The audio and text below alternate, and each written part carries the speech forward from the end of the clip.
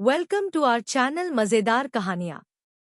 Get ready to embark on an exciting journey filled with captivating content, insightful discussions, and endless inspiration. हमारे channel में आपका स्वागत है. रोमांचक कंटेंट, ज्ञानवर्धक चर्चाओं और अंतहीन प्रेरणा से भरी एक शानदार यात्रा के लिए तैयार हो जाइए.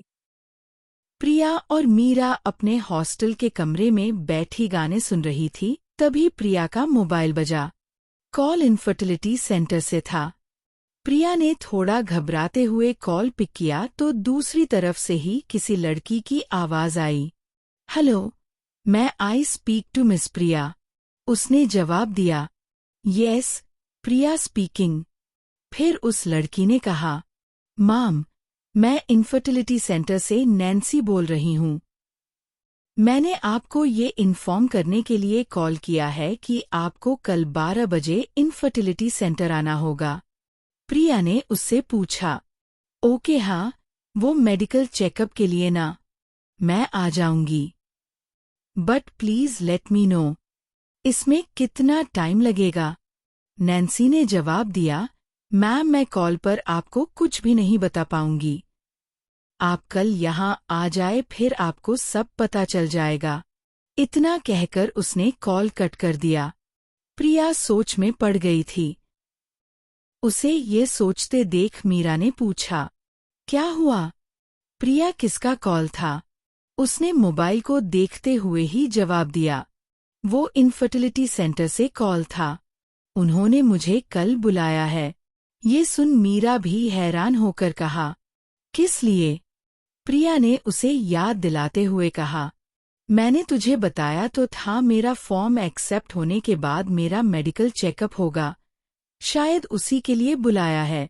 मीरा यह सुनकर टेंशन में आ गई. उसने कहा, आई डोंट नो यार, तुझे सच में लगता है तुझे ये करना चाहिए? प्लीज यार, अभी भी टाइम है. मना कर दे इसके लिए. ये सब कैसे करेगी? I mean too sure too, है ना? प्रिया ने बहुत कॉन्फिडेंटली कहा. Yes, I am sure. I have to do it. हाँ ना कि मन ही मन वो भी बहुत ज्यादा टेंशन में थी. उसे भी समझ नहीं आ रहा था कि वो ये सब कैसे करेगी. सच तो ये था कि अब उसे डर लग रहा था. अगले दिन उसकी छुट्टी थी. जनरली छुट्टी वाले दिन वो थोड़ा लेट उठती थी, मगर आज उसे नींद ही नहीं आ रही थी. उसे 12 बजे इनफर्टिलिटी सेंटर जाना था. इस टेंशन में ना वो ठीक से सो पाई और ना ही उसने ठीक से कुछ खाया. मीरा प्रिया की इस घबराहट को नोटिस कर रही थी. उसने इस बारे में उससे बात करनी चाहिए, मगर वो बात करने के मूड में ही नहीं थी. वो जाने के लिए तैयार हो रही थी. तभी मीरा तैयार होकर उसके कमरे में आई. प्रिया ने उसे रेडी देखा तो पूछा, तू भी कहीं जा रही है क्या? मीरा ने हंसते हुए जवाब दिया, I am coming with you baby. ये सुन प्रिया, जो अपने बाल बना रही थी, उसके हाथ से कंघी छूट गया. वो उसे उठाते हुए बोली, what but why? I mean, इसकी जरूरत नहीं है. I will manage. Meera bed पर बैठते हुए कहा, I know you can manage everything on your own, but still I want to come with you. Priya उसके पास बैठते हुए बोली, प्लीज मीरा, मैं ये सब अकेले ही करना चाहती हूँ. मुझे अगर तेरी जरूरत हुई तो मैं खुद तुझे बता दूंगी. जस्ट. मीरा ने उसका हाथ पकड़ते हुए कहा, I trust you baby, but it's just that. मुझे तेरी चिंता हो रही है. प्रिया ने उसके गले में हाथ डालते हुए कहा, मुझे पता है मेरी जान, तुझे मेरी कितनी चिंता है, पर इसकी कोई जरूरत नहीं है. मैं अपना ख्याल खुद रख सकती हूँ.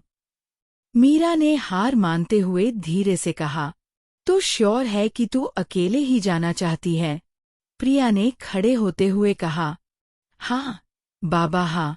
तो फिर प्रॉमिस कर कि तू अपना ध्यान रखेगी और अगर कोई भी जरूरत होगी तो तू मुझे बताएगी. ये बोल मीरा भी खड़ी हो गई. प्रिया हंसते हुए बोली, यस बॉस। वो जानती थीं कि मीरा को उसकी बहुत चिंता है। अगर वो उसके साथ गई तो उसकी टेंशन और भी बढ़ जाएगी। इसलिए उसने उसे साथ आने से मना कर दिया। वो लगभग 11:30 बजे हॉस्टल से निकल गई थी। उसके हॉस्टल से 5 मिनट की वॉकिंग डिस्टेंस पर एक सर्कल था। वो वहां से इनफर्टिलिटी सेंटर जाने के लिए सिटी बस में बैठ गई।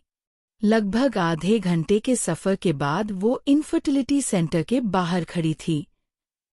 उसे अंदर जाने में बहुत घबराहट हो रही थी। पता नहीं कौन कौन से और कैसे कैसे टेस्ट होंगे, यही ख्याल उसे बार बार सता रहा था। वो तो अभी तक इंजेक्शन से भी डरती है। पता नहीं ये चेकअप कैसे होगा। कुछ सेकंड के बाद वो हिम्मत करके इनफर्टिलिटी सेंटर की ग्लास डोर से अंदर गई। अंदर एक बड़ा सा हॉल था, जिसके राइट हैंड साइड पर केबिन बने हुए थे और लेफ्ट हैंड साइड पर विजिटर्स के बैठने के लिए सोफे लगे हुए थे।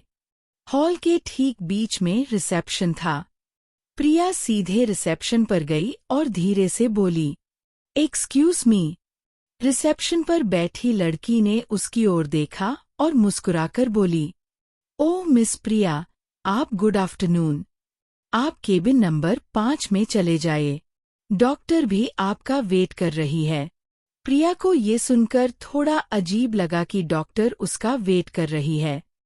डॉक्टर भी वही डॉक्टर थी जिन्होंने प्रिया की काउंसलिंग की थी। उन्होंने ही प्रिया को सारे प्रोसेस समझाए थे और सरोगेसी के लिए कन्विंस किया था। साथ ही यह भी कहा था कि ये एक नोबेल जॉब है। इससे चाइल्डलेस कपल्स को अपना बेबी मिल जाता है और सरोगेट मदर को फाइनेंशियल हेल्प मिल जाती है। प्रिया डॉक्टर से बहुत इम्प्रेस हुई थी। उनसे बात करने के बाद ही उसने सरोगेट मदर बनने का डिसीजन लिया था। डॉक्टर के पास जाते हुए वो थोड़ी रिलैक्स थी। वो राइट हैंड साइड पर बने हुए केबिन की तरफ बढ़ी। 5 नंबर के केबिन पर डॉक्टर शुभी के नाम की नेम प्लेट लगी हुई थी। प्रिया ने डरते हुए दरवाजा खटखटाया और कहा, मे आई कम इन। डॉक्टर शुभी अपने टेबल के पीछे चेयर पर बैठी कोई फाइल देख रही थीं। प्रिया की आवाज सुनकर उन्होंने गर्दन ऊपर उठाकर दरवाजे की तरफ देखा। प्रिया को वहां देखकर वो मुस्कुराते हुए बोली, अरे प्रिया, प्लीज कम इन। प्रिया मुस्कुराते हुए अंदर गई और विजिटर्स चेयर पर जाकर बैठ गई। अंदर ही अंदर उसे बहुत घबराहट हो रही थी और शायद यही घबराहट उसके चेहरे पर भी नजर आ रही थी। डॉक्टर शुभी ने बहुत ध्यान से उसकी ओर देखते हुए पूछा, व्हाट हैपन? प्रिया, तुम्हारी तबीयत तो ठीक है ना? इस बार प्रिया ने कहा, जी doctor, I am fine thank you. Doctor ने मुस्कुराते हुए पूछा, तो फिर नर्वस क्यों हो? प्रिया ने डॉक्टर की आंखों में देखते हुए कहा, हाँ, थोड़ा डर लग रहा है। वैसे ये मेडिकल चेकअप कैसा होगा? आई मीन कौन कौन से टेस्ट होंगे? उसकी यह बात सुनकर डॉक्टर के चेहरे पर स्माइल आ गई। वो बोली, तुम्हें इसके बारे में अभी चिंता करने की जरूरत नहीं है। मैंने तुम्हें आज मेडिकल चेकअप के लिए नहीं बुलाया है।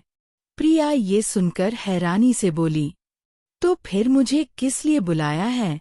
उसने सोचा अगर मेडिकल चेकअप के लिए नहीं बुलाया तो फिर क्या बात हो सकती है? कहीं मेरी एप्लीकेशन रिजेक्ट तो नहीं हो गई? हालांकि इस ख्याल से प्रिया थोड़ा रिलैक्स फील कर रही थी। डॉक्टर शुभी ने अपने सामने रखी फाइल को बंद करते हुए अपने दोनों हाथ टेबल पर रखे और कुछ सेकंड के पॉज के बाद बोली, प्रिया, मुझे तुमसे कुछ जरूरी बात करनी थी। प्रिया ने घबराते हुए कहा, जी डॉक्टर बोलिए। डॉक्टर शुभी ने बहुत प्यार से उससे कहा, प्रिया, हमारी काउंसलिंग के दौरान तुमने बताया था कि तुम अपनी फैमिली को सपोर्ट करने के लिए सरोगेट बनना चाहती हो, सही है ना? प्रिया अपने दोनों हाथों को अपनी गोद में रखते हुए अपनी उंगलियों को एक दूसरे में गूंथ रही थी। डॉक्टर के सवाल को सुनकर उसने सिर नीचे करते हुए धीरे से कहा, हाँ डॉक्टर, मेरी फैमिली को इस समय पैसों की बहुत ज्यादा जरूरत है। डॉक्टर शुभी ने अपने चश्मे में से प्रिया को देखते हुए कहा, don't worry, we will sort it out. अच्छा प्रिया, मैंने सरोगेसी की सारी प्रोसेस उस दिन तुम्हें समझाई थी। मैं तुमसे आज एक बार फिर पूछना चाहती हूँ कि क्या तुम सच में सरोगेट मदर बनने के लिए रेडी हो? अगर इससे रिलेटेड तुम्हें कोई भी कंफ्यूजन हो तो तुम मुझसे बेझिझक बता सकती हो। प्रिया ने थोड़ा हिचकिचाते हुए कहा, नहीं डॉक्टर, मैं सारी बातें समझ गई थी और मैं इसके लिए तैयार हूँ। आप प्लीज जो भी टेस्ट करनी है वो कर दीजिए ताकि आगे की प्रोसेस शुरू हो सके। मुझे जल्द से जल्द अपनी फैमिली को फाइनेंशियली हेल्प करना है। डॉक्टर शुभी ने गहरी सांस लेते हुए कहा, fine then. Now listen to me very carefully. Priya, I have an offer for you. ये सुन प्रिया ने हैरान होते हुए कहा, offer? Which offer? Doctor Shubhi अपनी चेयर से खड़ी हो गई और आकर प्रिया के पास वाली चेयर पर बैठ गई। फिर उन्होंने उससे कहा, एक्चुअली हमें कल सरोगेट मदर के लिए एक इंक्वायरी मिली है। उन्होंने हमारे यहाँ सरोगेट मदर के लिए जितनी भी प्रोफाइल्स है सभी चेक किए हैं और उन्हें तुम्हारी प्रोफाइल सबसे ज्यादा अच्छी लगी है, इसलिए वो तुमसे कांटेक्ट करना चाहते हैं। तो क्या तुम तैयार हो? प्रिया ये सुनकर शॉक्ड हो गई। उसे इतनी जल्दी इसकी उम्मीद नहीं थी। सच तो ये था कि वो अभी भी इसके लिए पूरी तरह से तैयार नहीं थी। उसने हकलाते हुए कहा, क्या? इंक्वायरी इतनी जल्दी? उसकी हिचकिचाहट देख डॉक्टर शुभी ने कहा, हाँ, क्यों? क्या हुआ? तुम्हारे लिए तो ये अच्छा ही है ना। अब तुम्हें अपनी फैमिली को हेल्प करने के लिए ज्यादा वेट नहीं करना पड़ेगा। तुम्हें कोई प्रॉब्लम तो नहीं है ना? प्रिया को समझ में नहीं आ रहा था कि वो क्या जवाब दें। ये सब कुछ इतनी जल्दी में हो रहा था कि वो ठीक से सोच भी नहीं पा रही थी। फिर कुछ सोचते हुए वो बोली, मगर डॉक्टर अभी मेरा मेडिकल चेकअप बाकी है। अभी तो पूरी प्रोसेस कंप्लीट भी नहीं हुई। फिर ये ऑफर कैसे? डॉक्टर ने कहा, प्रिया मेडिकल चेकअप तो जरूर होगा। इनफैक्ट बिना चेकअप के सरोगेसी प्रोसेस शुरू नहीं होगी। मगर उससे पहले ही तुम्हारे लिए ऑफर आ गया। You know, this is best opportunity for you. I know this party personally. They are my friends. So trust me. तुम्हारी सारी प्रॉब्लम्स खत्म हो जाएंगी। ऐसा बहुत कम होता है। Just think about it. वो इसके लिए एक अच्छी रकम दे सकते हैं। प्रिया ने सोचते हुए अपना सिर हिलाया। वो सोचने के लिए टाइम चाहती थी।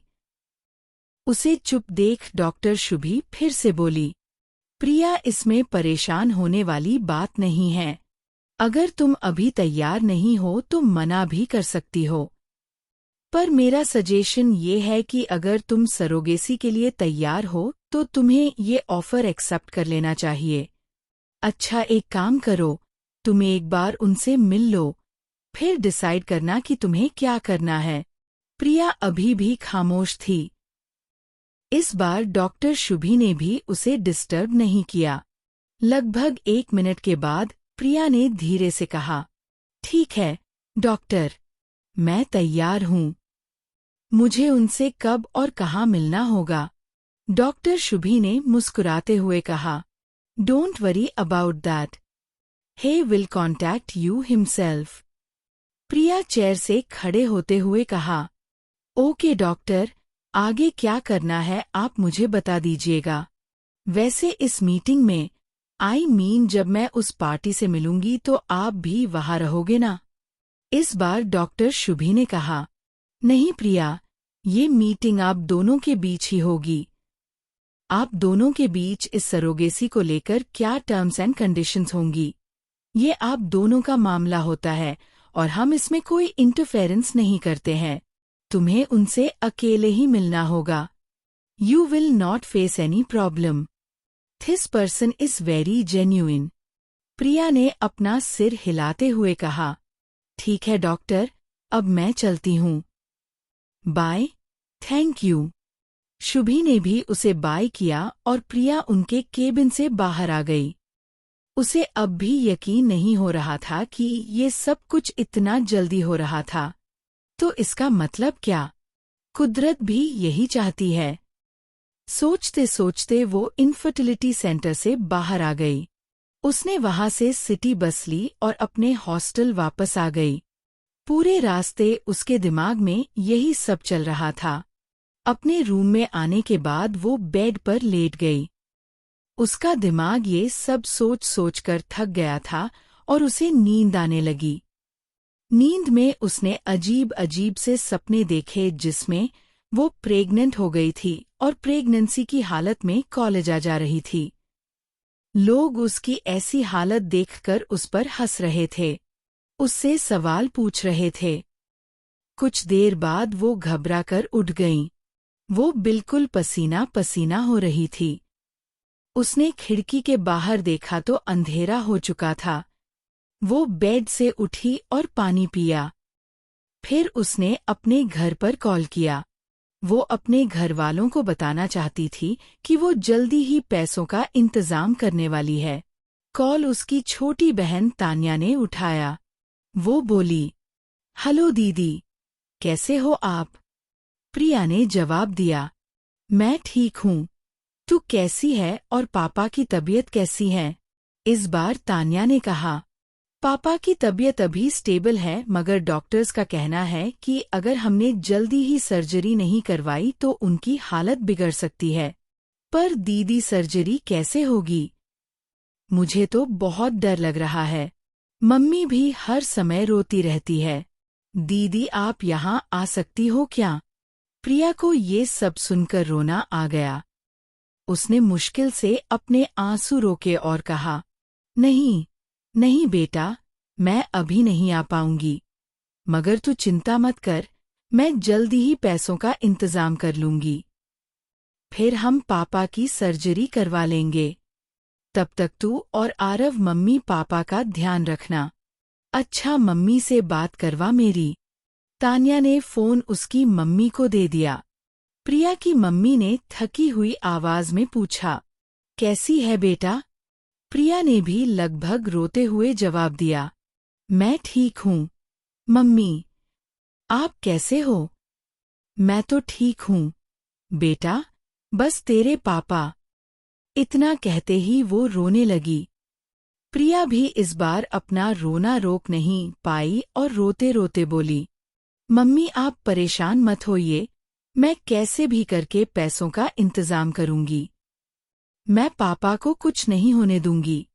आप बिल्कुल चिंता मत करो, मैं हूं ना। मगर बेटा तू कहाँ से लाएगी इतने पैसे? और घर की हालत तो तू जानती ही है, लगभग सब कुछ बिक चुका है। हाँ, बस ये घर बचा है, मगर अगर ये घर नहीं रहा तो हम कहाँ जाएंगे? मुझे तो कुछ भी समझ नहीं आ रहा अब क्या होगा। प्रिया ने उन्हें तसल्ली देते हुए कहा, मम्मी मम्मी, प्लीज मुझ पर भरोसा कीजिए, मैं कुछ ना कुछ कर ही लूंगी। अच्छा, अब मैं फोन रखती हूँ। आप अपना ध्यान रखिएगा। उसने कॉल कट किया और खिड़की के पास खड़ी होकर बाहर देखने लगी। उसके रूम की खिड़की से मेन रोड दिखाई देती थी। काफी देर तक खिड़की के पास खड़ी वो आती जाती गाड़ियों को देख रही थी। मगर उसके दिमाग में सिर्फ एक ही बात चल रही थी कि अब उसे जल्द से जल्द पैसों की जरूरत है। तभी उसके फोन में मैसेज नोटिफिकेशन आया। उसने देखा मैसेज किसी अननोन नंबर से था। उसने मैसेज ओपन किया और पढ़ने लगी। अगर इस एपिसोड ने आपके दिल को छुआ हो तो अभी सब्सक्राइब करें। आगे की कहानी बहुत जल्द आने वाली है। वीडियो देखने के लिए बहुत बहुत धन्यवाद। अगर आपको यह कहानी पसंद आई हो तो लाइक, शेयर और सब्सक्राइब करना बिल्कुल न भूलें। मिलते हैं अगले वीडियो में।